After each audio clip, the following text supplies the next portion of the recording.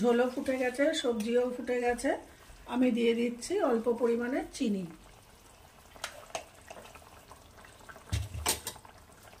এরপরে দিয়ে দেব ভেজে রাখা মাছগুলো।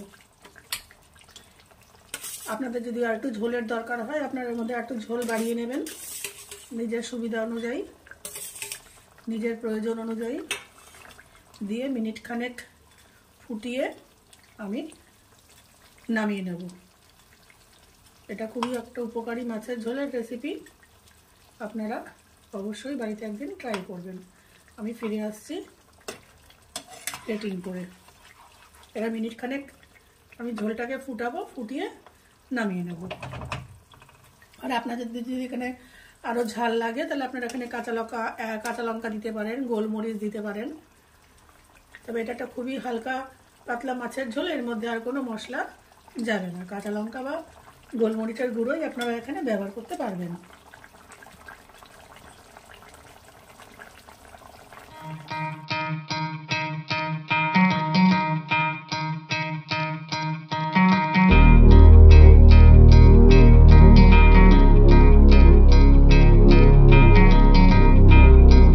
আমি গ্যাসে একটা প্যান দিয়ে দিয়েছি, দিয়ে দিচ্ছি সর্ষের তেল। এই আর রান্নাটা আমি সর্ষের তেলে করব। তেলটা গরম হোক। এখানে তেল গরম হয়ে গেছে। আমি কাতলা মাছের এই পেটিগুলো নুন হলুদ মাখিয়ে রেখেছিলাম, এগুলো সব ভেজে নেব।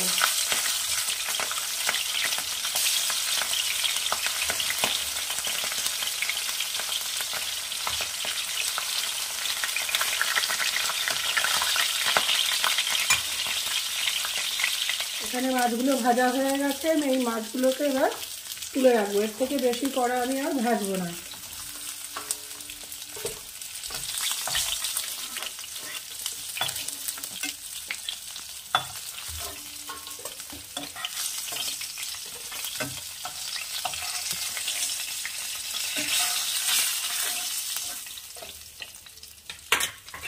এবারে আমি একটু 5 ফোড়ন দিয়ে দিচ্ছি,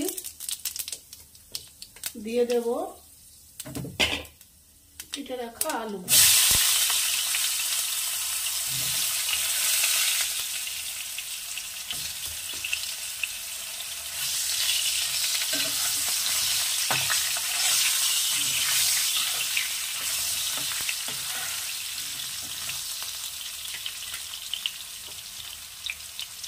এরপরে দিয়ে দেব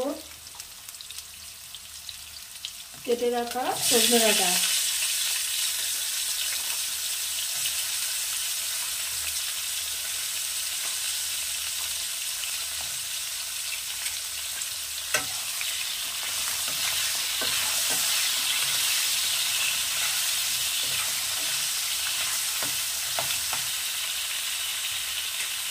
একটু নাড়াচাড়া করার পরে দিয়ে দেব কেটে রাখা লাউ।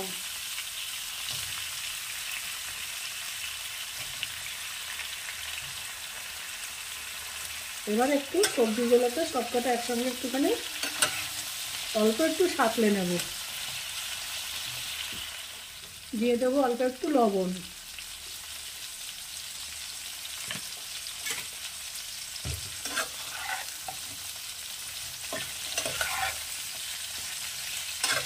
একটু লো হিটে এটা হবে, তারপরে আমি চলে আসছি পরের স্টেপে।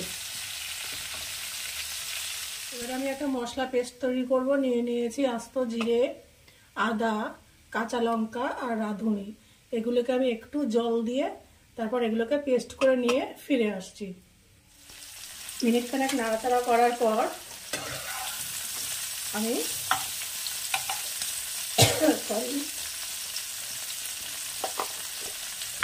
দিয়েছি অল্প পরিমাণে হলুদ।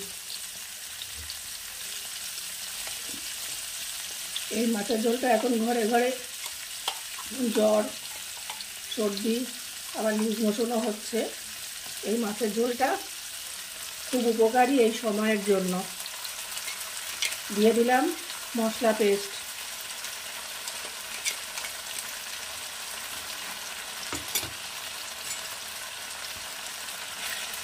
এই একই সাথে করে নেব, কষিয়ে নেব।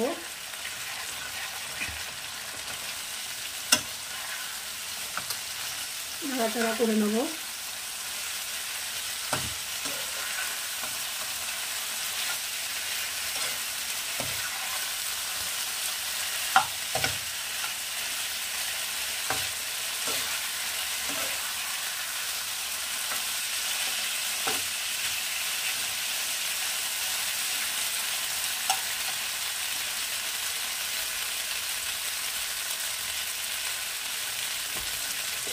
এরপরে দিয়ে দেবো পরিমাণ মতো স্বাদ অনুযায়ী জল।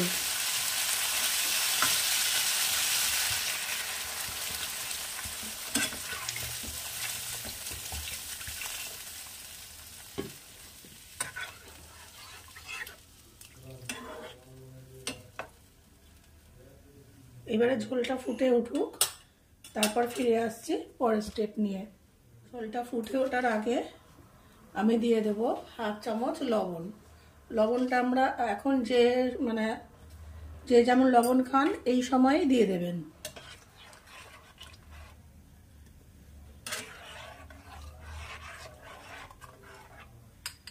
ব্যাস, ঝোলটা ফুটে উঠলে চলে আসবো পরের স্টেপে। এখানে ঝোলও ফুটে গেছে, সবজিও ফুটে গেছে। আমি দিয়ে দিচ্ছি অল্প পরিমাণে চিনি।